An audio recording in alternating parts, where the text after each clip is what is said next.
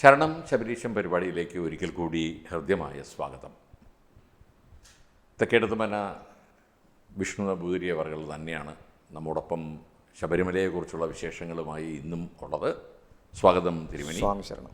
സ്വാമി ശരണം. നമ്മൾ ഉത്സവകാലത്തിൽ എത്തി നിന്നു. ഉത്സവകാലത്തിലെ ചടങ്ങുകൾ കഴിഞ്ഞു. ഇനി പ്രധാനപ്പെട്ട കാര്യം അറിയേണ്ടത് ശബരിമലയിൽ മണ്ഡലപൂജ അവസാനിക്കുന്ന ദിവസം, അതായത് മണ്ഡലകാലത്തിൻ്റെ അവസാനം 41. ആ 41-ാം ദിവസത്തെ ചടങ്ങുകളുടെ ഒരു സംക്ഷിപ്ത വിവരണം. ശബരിമലയിലെ പ്രധാനപ്പെട്ട രണ്ട് ഉത്സവങ്ങളിലൊന്ന് മണ്ഡലപൂജ, മകരവിളക്ക്, പിന്നെ തിരുവുത്സവം. ഇത്രയുമാണ്. പിന്നെ വിഷുവിനൊക്കെ തുറക്കും, വിശേഷ പൂജയുണ്ടെങ്കിലും മണ്ഡലപൂജ അവിടെ ആരാധിക്കപ്പെടുന്നത് വൃശ്ചികം 1-ന് തുടങ്ങി 41-ാം ദിനത്തിൽ, ഇപ്പോൾ ധനുമാസം ചില വർഷങ്ങൾ 11-നോ 12-നോ ആയിരിക്കും. ആ ദിവസമാണ് മണ്ഡലപൂജ അവിടെ സമർപ്പിക്കുക.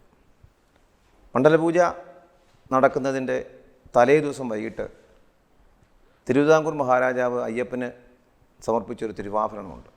ആ തിരുവാഭരണം ആറന്മുള പാർത്ഥസാരഥി ക്ഷേത്രത്തിലെ ഭണ്ഡാരത്തിൽ സൂക്ഷിച്ചിരിക്കുകയാണ്.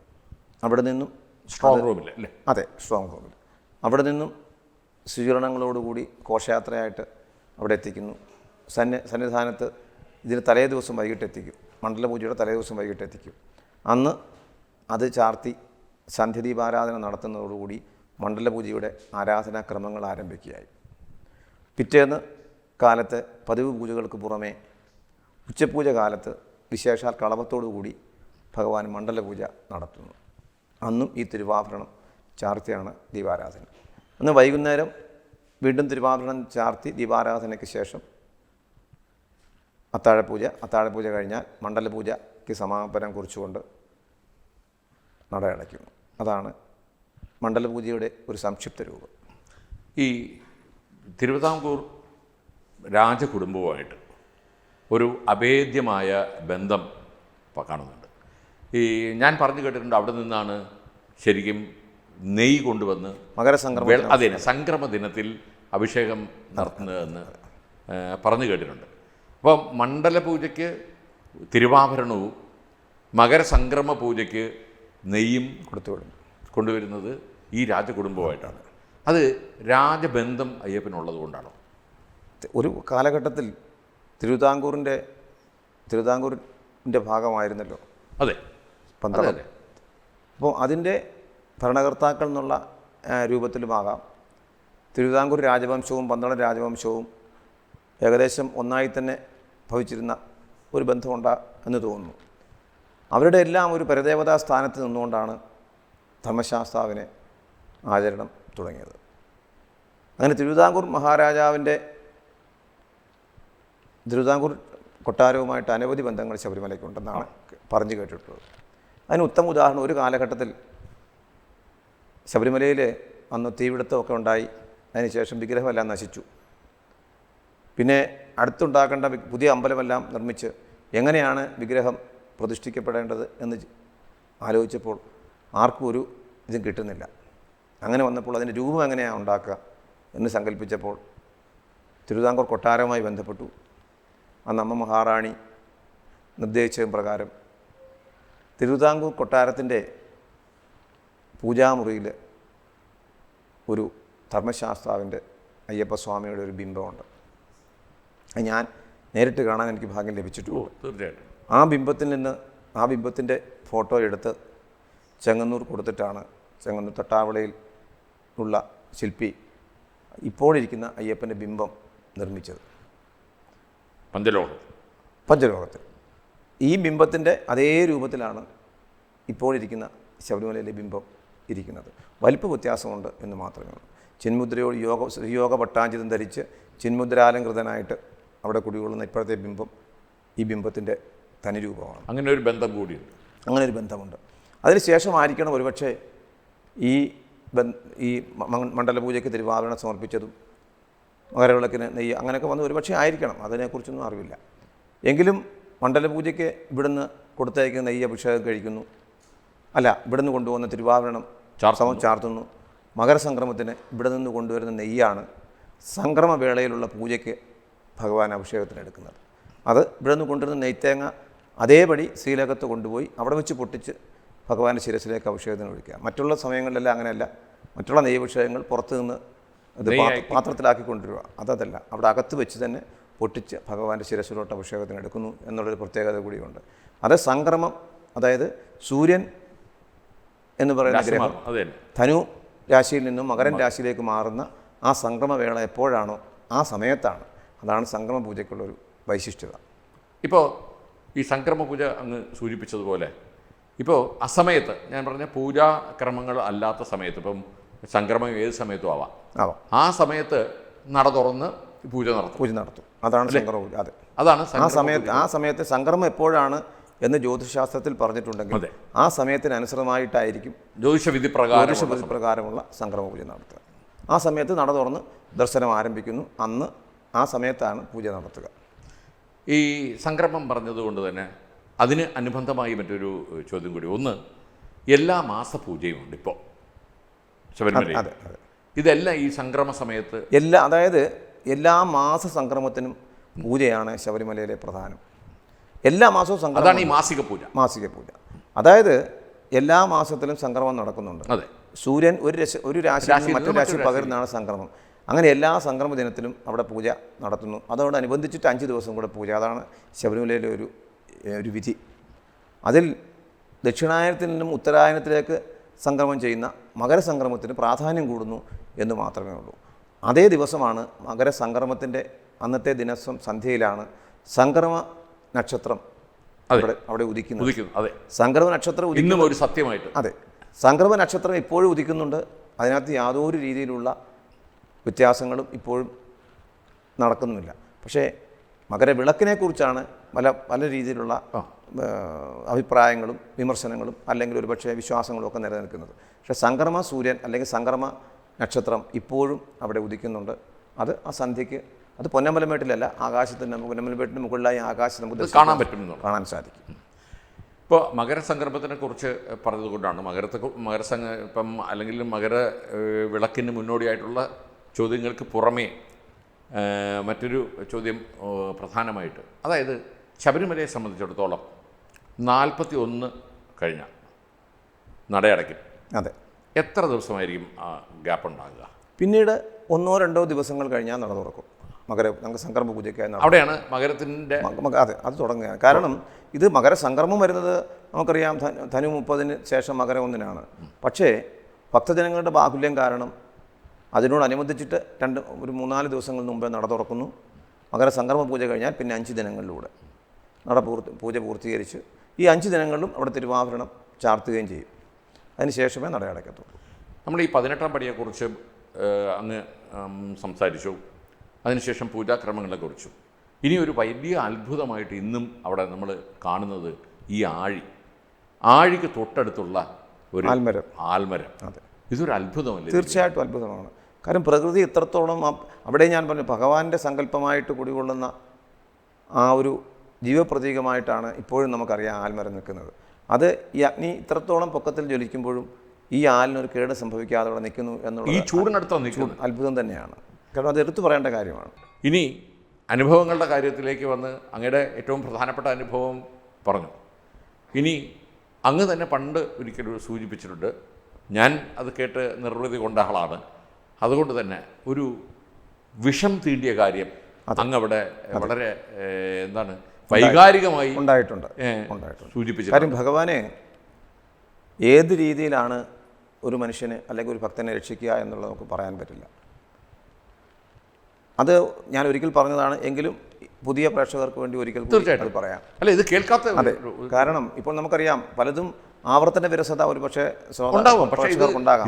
പക്ഷേ അതെ, അത് കേൾക്കാത്തവർക്ക് അല്ലെങ്കിൽ പ്രേക്ഷകർ പുതിയതായി വന്നുള്ള പ്രേക്ഷകർക്ക് വേണ്ടി ഇത് പറഞ്ഞു കഴിഞ്ഞാൽ അവർക്ക് കുറച്ചുകൂടെ അതിനോടൊരു അഭികാമ്യമുണ്ട്.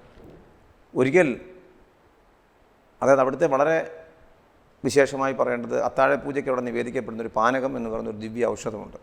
അതൊരു പ്രത്യേക കൂട്ടുകൾ കൊണ്ട് തയ്യാറാക്കുന്നതാണ്. ആ ദിവ്യ ഔഷധം അത്താഴപൂജ കഴിഞ്ഞാൽ എല്ലാ ഭക്തന്മാർക്കും അവിടെ ആ തിരുസന്നിധിയിൽ നിൽക്കുന്നവർക്കെല്ലാം കൊടുക്കാറുമുണ്ട്.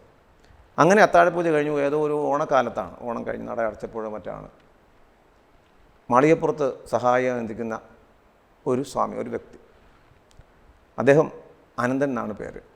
അദ്ദേഹം അവിടുന്ന് പോരുന്ന വഴിക്ക് എൻ്റെ മേശാന്തിയുടെ മുറി വന്നു. ഉപശാന്തിയാണ്, സഹായിയാണ്, സഹായി ശാന്തിയാണ്. തിരിച്ചു പോരുന്ന വഴിക്ക് അദ്ദേഹം എൻ്റെ മുറിയിൽ വന്ന്, മേശാന്തി ഈ ഇത് കുപ്പിയിൽ കുറച്ച് പാനകമുണ്ട്, ഈ പാനകം ഞാൻ എടുത്തോട്ടെ, ഞാൻ എടുത്തോളാൻ പറഞ്ഞു. അദ്ദേഹം അതും കൊണ്ടുവന്ന് പോരുകയാണ്. കുറേ കഴിഞ്ഞപ്പോഴാണ് മനസ്സിലാക്കാൻ സാധിച്ചത്, എനിക്കൊരു ഫോൺ വരുന്നു, ഇങ്ങനെ അനന്തന് വഴിയിൽ വെച്ച് ഒരു വിഷസ്പർശം ഉണ്ടായി എന്ന് പറഞ്ഞ് വരുമ്പോഴാണ് കാര്യം. അതിനെക്കുറിച്ച് വിശദമായി അന്വേഷിച്ചപ്പോൾ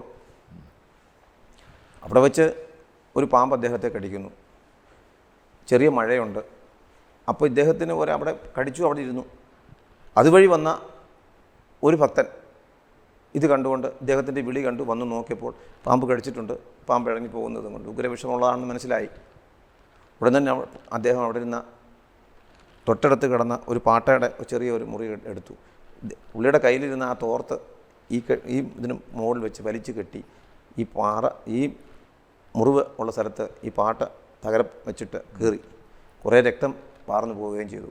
നോക്കിയപ്പോൾ രക്തം പോകുന്നു, ഒന്ന് കഴുകണമല്ലോ എന്ന് നോക്കിയപ്പോൾ ഇദ്ദേഹത്തിന് അറിയാം. ഇദ്ദേഹം ഈ ആനന്ദൻ്റെ സഞ്ചി നോക്കിയപ്പോൾ ഒരു കുപ്പിയിൽ കുറച്ച് വെള്ളം ഇരിക്കുന്നു. ഈ വെള്ളം എടുത്ത് ഇതിലേക്ക് ഒഴിക്കുന്നു, കഴുകി വിടുന്നു.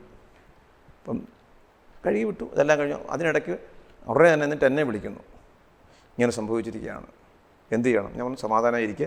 ഞാൻ ഉടനെ പമ്പയെ വിളിച്ചു പറഞ്ഞു. അവിടെ നിന്ന് അയ്യപ്പ സേവാ സംഘവും ഇവിടുത്തെ ഗാർഡന്മാരും എല്ലാവരും കൂടി സ്ട്രെച്ചർ കൊണ്ടുവന്നു. നേരെ അദ്ദേഹത്തെ തിരുവല്ല മെഡിക്കൽ മിഷൻ പത്തനംതിട്ട എത്തിക്കുവാൻ പറഞ്ഞെങ്കിലും ഉടനെ തന്നെ തിരുവല്ല രാത്രി ആയതുകൊണ്ട് തിരുവല്ല മെഡിക്കൽ മിഷനിൽ ഏകദേശം ഒരു 2-3 മണിക്കൂറുകൾക്ക് ശേഷം അവിടെ എത്തുകയാണ്.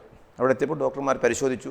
ഡോക്ടർമാർ ചോദിച്ചു, എന്താ നിങ്ങൾ ഔഷധം ചെയ്തില്ല, ഞങ്ങളൊരു ഔഷധം ചെയ്തില്ല, എന്താണ് സംഭവിച്ചത്, കാര്യമെല്ലാം പറഞ്ഞു. ഓരോ ഉഗ്രവിഷമാണ് ഏറ്റിട്ടുള്ളത്, പക്ഷേ എങ്ങനെയോ വിഷം തിരിച്ചിറങ്ങിയിരിക്കുകയാണ്, നിങ്ങൾ എന്ത് ചെയ്തു എന്ന് ചോദിച്ചപ്പോൾ അവർ നടന്ന സംഭവം പറഞ്ഞു. അപ്പോൾ അവർ പറഞ്ഞു, തീർച്ചയായിട്ടും നിങ്ങൾ കഴുകിയ വെള്ളം ഒരു പുണ്യതീർത്ഥം തന്നെയാണ്. അത് അങ്ങോട്ട് ചെന്നപ്പോൾ അതിലുണ്ടായിരുന്ന വിഷം ആ കീറിലൂടെ പുറത്തേക്ക് പോരുകയാണ് ഉണ്ടായത്. പിന്നെ ഇപ്പോൾ അദ്ദേഹത്തിന് സംഭവിച്ചത് ആ കെട്ടൊരൽപ്പം മുറുകിപ്പോയതുകൊണ്ട് അതിന് കുറച്ച് ക്ഷതം പറ്റിയിട്ടുണ്ട്. അതുകൊണ്ട് കുറച്ച് വിശ്രമം കഴിഞ്ഞിട്ട് നാളെ വിടാം എന്ന് പറഞ്ഞ് വിടുകയുണ്ടായി. അതിനുശേഷം എന്നെ കണ്ടാൽ ഈ അനന്തൻ എന്ന് പറയുന്ന ആൾ എൻ്റെ ജീവൻ രക്ഷിച്ച മേശാന്തി എന്നാണ്. ഞാൻ അല്ല, എൻ്റെ ജീവൻ രക്ഷിച്ചത് അയ്യപ്പനാണ് എന്ന് പറയുകയുണ്ടായി. അപ്പോൾ പാനകം ആ ഭക്തന് അല്ലെങ്കിൽ ആ വിശ്വാസിക്ക് ഒരു ഔഷധമായിട്ട് അവിടെ ഉദകി. തീർച്ചയായിട്ടും അതൊരു ഔഷധക്കൂട്ട് തന്നെയല്ലേ? അതെ, ഔഷധക്കൂട്ടുമാണ്. ഇതിലെല്ലാം അതിൻ്റെ ഒരു ശാസ്ത്രീയ വശം ചിന്തിച്ചാൽ ഭഗവാന്റെ ആ നൈവേദ്യമായിട്ട് അദ്ദേഹത്തിന് അത് ഉപകരിച്ചു. അതൊരു വിശ്വാസത്തിൻ്റെ സത്യം. അതോടൊപ്പം തന്നെ ഇതിനകത്തിൽ അനവധി ഔഷധങ്ങളാണ്. ഈ ഔഷധങ്ങൾ ഈ ചെറു ചൂടുള്ള ആ ഔഷധം ഈ മുറിവിലേക്ക് ചെന്നപ്പോൾ വളരെ എന്താ പറയുക, വളരെ സ്പീഡിൽ അതിനുള്ള രക്തം കുറച്ച് വാർന്നു പോകാൻ സാധിക്കും. ഒരു റിക്കവർ ചെയ്യാനുള്ള ഇത് കിട്ടിയെന്നുള്ള ഒരു ആദ്യത്തെ ഒരു എന്താ പറയുക, ഒരു നമ്മൾ പറയുമല്ലോ, ആദ്യം നമ്മൾ ചെയ്യുന്ന ഒരു ഫസ്റ്റ് എയ്ഡ് അല്ലെങ്കിൽ പ്രിക്കോഷൻ എന്നുള്ള നിലയ്ക്കൊക്കെ സംഭവിക്കപ്പെട്ടു എന്നുള്ളത്. അതിനെല്ലാം ഒരു നിമിത്തമായത് അയ്യപ്പനാണ്. അയ്യപ്പൻ്റെ ആ ദിവ്യവിശ്വാസം കയ്യിലെടുത്തുകൊണ്ടതാണല്ലോ എന്നുള്ളതാണ് എൻ്റെ ഒരു സത്യം. ഇത് പറഞ്ഞപ്പോഴാണ് മറ്റൊരു കാര്യം. ഇപ്പം അത്താഴപൂജയ്ക്ക് ഇപ്പം പാനക്കം അത്താഴപൂജയ്ക്ക് മുമ്പാണോ? അത്താഴപൂജയിൽ പ്രസന്ന പൂജയ്ക്കാണ് പാനകവും അപ്പവുമാണ്. അപ്പോൾ അതെ, നെയ്യിലുണ്ടാക്കിയ അപ്പോൾ അതെ അല്ലേ? ഇതാണ് അത്താഴപൂജ. അതെ, കഴിഞ്ഞ് പ്രസന്ന പൂജയ്ക്ക്. അതെ, അത് കഴിഞ്ഞാണ് പിന്നെ അത് കഴിഞ്ഞാൽ അരിവരാസനം പാടി നടക്കുക എന്നുള്ളതാണ്. ഇവിടെ സാധാരണ നമ്മൾ ഇപ്പം നമുക്ക് അവിടെ പ്രസാദമായിട്ട് കിട്ടുന്നത് അപ്പവും അരവണയുമാണ്. അതെ അല്ലേ? അപ്പോൾ ഈ അരവണ എപ്പോഴാണ്? ഉച്ചപൂജയ്ക്കാണ് അരവണ നിവേദിക്കുന്നത്. അവിടുത്തെ അരവണ ഒരു പ്രത്യേക കൂട്ടാണ്. അത് അകത്ത് നിവേദിക്കുന്ന അരവണ ഏകദേശം വെളുപ്പാങ്കാലം 3 മണി മുതൽ 2:30-3 മണിക്ക് മുതൽ ഉച്ചയ്ക്ക് 12:30-1 മണി വരെ അടുപ്പിൽ കിടന്ന് പ്രത്യേകമായി പാകം ചെയ്തെടുക്കുന്ന അരവണയാണ് ശരിക്കും ഭഗവാനോട് നിവേദിക്കുന്നത്. അതിന് വളരെ സ്വാദിഷ്ടമായ ഒരു നൈവേദ്യമാണ്. അത് ഭഗവാന് വളരെ ഇഷ്ടപ്പെട്ടതാണ്. അതിൻ്റെ ഒരു പ്രതീകമായിട്ടാണ് നമുക്ക് വാങ്ങാൻ കിട്ടുന്ന ഈ അരവണ. അത് ഇതിൽ നിന്നും നമ്മൾ കൊണ്ടുവന്ന് പ്രസാദം അതിനിടയ്ക്ക് എടുക്കുന്നതാണ്. അല്ല, അത് അങ്ങനെയല്ലേ സാധിക്കും? അത്രേ, ഒരു ധാരാളം ഉണ്ടാക്കേണ്ടപ്പോൾ ഇതല്ലേ സാധിക്കത്തുള്ളൂ. അങ്ങനെയാണ് ചെയ്തു വരുന്നത്. ഇവിടെ ഈ അരവണ എന്ന് പറയുന്നത് അങ്ങ് സൂചിപ്പിച്ചതുപോലെ ഭഗവാന്റെ തിരുപ്രസാദമായിട്ട് ഇപ്പോൾ ലോകം എമ്പാടും എത്തുന്നുണ്ട്. ഇവിടെ ഏറ്റവും പ്രധാനം, അയ്യപ്പന് ഏറ്റവും ഇഷ്ടപ്പെട്ട അങ്ങയുടെ അഭിപ്രായത്തിലുള്ള വഴിപാട് എന്താണ്? ഇത് തന്നെയാണ്, അരവണ തന്നെയാണ്. നിവേദ്യങ്ങളുടെ അരവണയാണ്.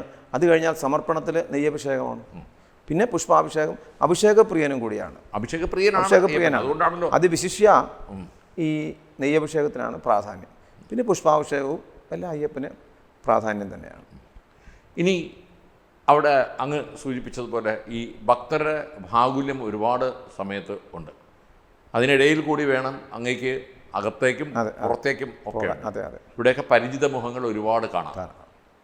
തീർച്ചയായും പലരും അനുഭവത്തിൽ പറഞ്ഞിട്ടുണ്ട്, തെക്കേടം സഹായിച്ചിട്ടുണ്ട് എന്ന് എന്നോട് തന്നെ പറഞ്ഞിട്ടുണ്ട്. ആരെ കണ്ടാലും സാധാരണ നമുക്ക് പറ്റില്ലെങ്കിൽ നമ്മൾ കാണാത്ത പാപത്തിൽ പോകും. പക്ഷേ അങ്ങ് അവിടെ പുറപ്പെടാശാന്തി ആയിരുന്ന സമയത്ത് പലരും എന്നോട് പറഞ്ഞിട്ടുണ്ട്, എത്ര ധൃതി ഉണ്ടെങ്കിലും പരിചയമുള്ളതാണെങ്കിൽ അങ്ങ് ഒരു പുഞ്ചിരിയെങ്കിലും സമ്മാനിച്ചിട്ടേ പോയിട്ടുള്ളൂ എന്ന് പറഞ്ഞിട്ടുണ്ട്. എങ്ങനെ സാധിച്ചു തിരുമേനി ഇതൊക്കെ? സ്വാഭാവികമായിട്ട് നമുക്ക് അയ്യപ്പൻ തന്നൊരു വരമാണ്. അയ്യപ്പൻ നമുക്ക് തന്ന അല്ല, ഞാൻ ഈ ധൃതിയാണ് നമുക്ക് വരദാനമാണ്. പക്ഷെ നമ്മൾ മനസ്സിലാക്കേണ്ടത്, നമ്മൾ നടന്നു പോകുമ്പോൾ ഒരുപക്ഷെ നമ്മളെ സ്നേഹിക്കുന്ന, അല്ലെങ്കിൽ നമ്മളെ വിശ്വസിക്കുന്ന, അല്ലെങ്കിൽ നമ്മളെ ബഹുമാനിക്കുന്ന, നമ്മളെ ആദരിക്കുന്ന, അല്ലെങ്കിൽ നമുക്ക് എന്തെങ്കിലും ഒരു സുഹൃബന്ധമോ അല്ലെങ്കിൽ ഏതെങ്കിലും ബന്ധമുള്ള ഒരു വ്യക്തിയെ കാണുമ്പോൾ അവനും കഠിനവ്രതത്തോടുകൂടി അനുഷ്ഠിച്ച് അവിടെ വരികയാണ്. തീർച്ചയായിട്ടും സ്വാഭാവികമായിട്ട് നമ്മൾ കണ്ടാൽ, അവൻ്റെ മുമ്പിൽ നമ്മളൊരു പുഞ്ചിരി കൊടുത്താൽ തീർച്ചയായിട്ടും അവർക്കതൊരു വലിയ സന്തോഷമാകും. അതിനുമുപരി ഒരു പരിചയമില്ലെങ്കിൽ തന്നെ ഒരു ഭക്തൻ നമ്മളെ ഒന്ന് ഏതെങ്കിലും രീതിയിൽ നമുക്ക് എന്തെങ്കിലും ഒരു മുഖം തന്നാൽ, അവന് മുന്നിലോട്ടൊരു നമ്മൾ എന്തെങ്കിലും ഒന്ന് പ്രതികരിച്ചാൽ അവന് കിട്ടുന്ന ഒരു നിർവൃതി ഒരു പ്രത്യേകത തന്നെയാണ്. അതെല്ലാം കാത്തു സൂക്ഷിച്ച് കൊണ്ടുപോവുക എന്നുള്ളതാണ് നമ്മുടെ ധർമ്മം. പരമാവധി അതെല്ലാം ചെയ്യാൻ ചെയ്തിട്ടുണ്ട് എന്നാണ് എൻ്റെ വിശ്വാസം. അതെന്തോ ഈശ്വരൻ അല്ലെങ്കിൽ അയ്യപ്പസ്വാമി എനിക്ക് ആ ഒരു വർഷം തന്ന പ്രത്യേകമായ ഒരു ചാതുര്യമോ അല്ലെങ്കിൽ പ്രത്യേകമായി എനിക്ക് തന്ന ഒരു ഇതൊക്കെയാണ് എന്ന് ഞാൻ വിശ്വസിക്കുന്നു. അല്ല, അത് തീർച്ചയായിട്ടും ഇപ്പം അങ്ങേ പരിചയമുള്ള അന്ന് അങ്ങേ ഇരുന്ന സമയത്ത് വന്നിട്ടുള്ള എല്ലാവരും ഏകസ്വരത്തിൽ പരമാവധി ആൾക്കാർക്ക് എന്നെ കൊണ്ട് പറ്റുന്ന രീതിയിൽ ഞാൻ ചെയ്തിട്ടുണ്ടാണ് എൻ്റെ വിശ്വാസം. കാരണം നമുക്ക് പരിമിതികളുണ്ട്, ആ പരിമിതികൾക്ക് നിന്നുകൊണ്ട് എന്നെക്കൊണ്ട് പറ്റുന്ന രീതിയിൽ ചെയ്തിട്ടുണ്ടെന്നാണ് എൻ്റെ വിശ്വാസം. ഒരുപക്ഷെ എന്തെങ്കിലും രീതിയിൽ ആർക്കെങ്കിലും എന്തെങ്കിലും ബുദ്ധിമുട്ടുണ്ടായതായിട്ട് ആരും ഇതുവരെ പറഞ്ഞു കേട്ടിട്ടില്ല. തീർച്ചയായിട്ടും ഇല്ല. ഇനി ഈ ശബരിമലയിൽ ഇപ്പം എനിക്ക് എന്ത് നൽകാൻ പറ്റും അയ്യപ്പന്? അങ്ങനെയാണ് ശരിക്കും സമർപ്പണം ഓരോരുത്തരും ചെയ്യുന്നത്. അപ്പോൾ എവിടെയോ ഞാനിങ്ങനെ കേട്ടിട്ടുണ്ട്, ഓരോരുത്തരും അവരവരുടെ തൊഴിലിനനുസരിച്ചിട്ടുള്ള ചില സംഗതികൾ അവിടെ സമർപ്പിച്ചിട്ടുണ്ട്. അങ്ങനെ വിചിത്രമായ അനുഭവം എപ്പോഴെങ്കിലും? ധാരാളമുണ്ട്. കാരണം അവിടെ തന്നെ ഇത്രത്തോളം കാണിക്കയുടെ വരവ്, അതെല്ലാം തന്നെ തമിഴ്നാട്ടിലെ ബഹുഭൂരിപക്ഷം വരുന്ന ഭക്തന്മാരുടെ, തമിഴ്നാട്ടിലും കർണാടകത്തിലും തെലുങ്ക് ദേശത്തുമുള്ള അനവധി ഭക്തന്മാർ അവരുടെ തൊഴിലിൽ നിന്ന് കിട്ടുന്ന ഒരു ലാഭം, അല്ലെങ്കിൽ തൊഴിലിൽ നിന്ന് കിട്ടുന്ന അവർക്ക് ഗുണഭോക്താക്കളായിട്ട് അവർ അനുഭവിക്കുന്നതിന് ഒരു പങ്ക്, അല്ല അവരുടെ ഒരു പാർട്ട്ണറാണ്. അതെ, ആ പാർട്ട്ണറായിട്ട് വെച്ചുകൊണ്ട് അത് എല്ലാ വർഷവും ഭഗവാന്റെ തിരുമുമ്പിൽ കൊണ്ടുവന്ന് കാണിക്കയായി സമർപ്പിക്കുന്നുണ്ട്. അങ്ങനെ അനവധി പേര് നമുക്കറിയാം കൊണ്ടുവന്ന് എല്ലാ വർഷവും ഭഗവാന്റെ മുമ്പിൽ കൊണ്ടുവന്ന് സമർപ്പിച്ച് ഭഗവാൻ അവർക്കൊരു നിർവൃതിയാണ്. അതിൻ്റെ ഫലവും ഭഗവാൻ അവർക്ക് കൊടുക്കുന്നുണ്ട് എന്നുള്ളതാണ് സത്യം. ഇപ്പോൾ എനിക്ക് സ്വർണം ആണ് ബിസിനസ് എങ്കിൽ ഞാൻ സ്വർണം അയ്യപ്പന് കൊടുക്കും, അല്ലേ? എനിക്ക് മറ്റൊരു വസ്തു, അല്ലെങ്കിൽ ഞാൻ കയർ വ്യാപാരിയാണെങ്കിൽ കൊടുക്കാറുണ്ട്. ഞാൻ കയറാണ് അയ്യപ്പന് എനിക്ക് സമ്മാനമായിട്ട് കൊടുക്കുന്നത്. അങ്ങ് ഒരിക്കൽ പറഞ്ഞിട്ടുണ്ട്, എന്താണ് ഫയർ വർക്ക്സ്, അതായത് പടക്കം ഉണ്ടാക്കുന്നവർ കൊടുക്കാറുണ്ട്. കാര്യം അവൻ ചെയ്യുന്ന തൊഴിൽ അതായോ പലയിടത്തും പറഞ്ഞു കേട്ടിട്ടുണ്ട്, അവൻ്റെ വർക്കാണ് അവൻ്റെ വർഷിപ്പ്. അതെ, വർക്ക് ഈസ് വർഷിപ്പ് എന്നുള്ള ആ ഒരു മേഖലയിൽ അവൻ വിശ്വസിക്കുമ്പോൾ സ്വാഭാവികമായിട്ടും അവൻ്റെ തൊഴിലിനനുസരിച്ച് തൊഴിൽ അവൻ്റെ ദൈവമായി കണക്കാക്കി ആ തൊഴിലിനെ എന്താണോ അതിൽ നിന്ന് ലഭിക്കുന്നത് എന്നുള്ള നേട്ടം, അതിൻ്റെ ഒരു പങ്ക് ഭഗവാൻ സമർപ്പിക്കുക. അത് അവൻ എന്താണോ അതുകൊണ്ടെന്ന് വേറെ എങ്ങുമല്ല സമർപ്പിക്കുന്നത്, ഭഗവാന്റെ തിരുമുമ്പിൽ കൊണ്ടുവന്ന് സമർപ്പിക്കുന്നു. അത് ഭഗവാന് അവിടെ ഉപയോഗിക്കുന്നതാണെങ്കിൽ തീർച്ചയായിട്ടും ഇത് ഉപയോഗിക്കുന്നുണ്ട്. കാണിക്കകളെല്ലാം അറിയാമല്ലോ, അത് ശബരിമലയുടെ ആവശ്യങ്ങൾക്കായിട്ട് എടുക്കുന്നു. മറ്റുള്ള ദ്രവ്യങ്ങളെല്ലാം ഇന്നും അവിടെ സുരക്ഷിതമായിട്ട് പരിപാലിക്കുക എന്നുള്ളതാണ് അതിൻ്റെ ഭരണകർത്താക്കളുടെ ചുമതല. എന്തായാലും ഈ ശരിക്കും കോടാനുകോടി ഭക്തർ ഓരോ വർഷവും കൂടുന്നതല്ലാതെ ഒരിക്കൽ പോലും അത് ഒരിക്കലും കുറയുന്നില്ല, കണ്ടിട്ടില്ല, കാണുന്നുമില്ല. ഇപ്പോൾ ശബരിമല സീസൺ തുടങ്ങിയിട്ടേ ഉള്ളൂ. 2-ാം ദിവസം തന്നെ ഏകദേശം നട അടയ്ക്കുമ്പോൾ, അതായത് രാവിലെ നട അടയ്ക്കുമ്പോൾ എൻ്റെ സുഹൃത്ത് അവിടെ നിന്ന് എന്നെ വിളിച്ചിട്ട് പറഞ്ഞത് ഇതാണ്, 2 മണിയായി, ഇപ്പോഴും ഏകദേശം 50,000-ഓളം പേര് പടിയുടെ താഴെ ഉണ്ടെന്നാണ് പറഞ്ഞത്. അപ്പോൾ ഇത് അയ്യപ്പൻ്റെ ഈ എന്താണ് ഭക്തജനങ്ങൾക്കുള്ള ഈ അഭൂതപൂർവമായ ഒരു ജനക്കൂട്ടം, എന്താണ് തിരുമേനി അതിൻ്റെ ഒരു? അതവിടുത്തെ ദിവ്യമായ ശക്തി തന്നെയാണ്. കാരണം ഭഗവാനെ വിശ്വസിച്ചെത്തുന്ന ഓരോ ഭക്തനും അവൻ്റെ അനുഭവമാണ് അവൻ്റെ സാക്ഷി. ആരും ഉപദേശിച്ചോ നിർദ്ദേശിച്ചോ അല്ലെങ്കിൽ ആരെങ്കിലും പ്രത്യേകിച്ച് പറഞ്ഞോ ശബരിമലയ്ക്ക് പറഞ്ഞു വിടുന്നതല്ല. സ്വന്തം തീരുമാനപ്രകാരം അയ്യനെ ഒരിക്കൽ ദർശിക്കണം എന്നുള്ള ആ ആഗ്രഹത്തിൻ്റെ പുറത്ത് അവൻ വ്രതാനുഷ്ഠാനത്തോടുകൂടി എത്തുന്നതാണ്. ഒരിക്കലെങ്കിലും ഒന്ന് ദേവനെ ദർശിച്ചിട്ടുള്ളവർ വീണ്ടും വീണ്ടും വരാനായി മനസ്സുണ്ടാകുന്നു. അതിലൂടെ അവൻ്റെ പ്രാർത്ഥനയിലൂടെ അവൻ്റെ ജീവിതത്തിൽ ഒരുപാട് അനുഭവങ്ങൾ അവൻ ലഭിക്കുന്നു. ആ അനുഭവ സാക്ഷ്യത്തിലൂടെ അവൻ അവിടെ വീണ്ടും വീണ്ടും എത്തുന്നു. ശബരിമലയുടെ എന്ത് വിഷയങ്ങളുണ്ടായാലും ഭക്തനെ സംബന്ധിച്ചിട്ട് അവിടെ എല്ലാം അയ്യപ്പനാണ്. നമുക്കറിയാം അവിടുത്തെ പരിമിതമായ സൗകര്യങ്ങൾ, അവിടുത്തെ പരിമിതമായ എല്ലാ പരിമിതമാണെന്ന് നമുക്കറിയാം. പക്ഷെ അതിനിടയ്ക്കും അവൻ ഭക്തിയിൽ മാത്രം മുഴുകിക്കൊണ്ട് അയ്യപ്പൻ്റെ ദർശനമാണ് എനിക്ക് മുഖ്യം എന്നുള്ള മനസ്സോടെ എത്തുന്നു. അതുതന്നെയാണ് അവിടെ ഇത്രയും ജനബാഹുല്യത്തിന് കാരണവും. അയ്യപ്പൻ്റെ അത്ഭുതങ്ങൾ തീരുന്നില്ല. വരും എപ്പിസോഡുകൾ അതിനെക്കുറിച്ച് വീണ്ടും നമ്മൾ സംസാരിക്കും. എല്ലാവർക്കും അയ്യപ്പൻ്റെ നന്മയുണ്ടാകട്ടെ എന്ന് സ്വാമിയേ ശരണമയ്യപ്പ.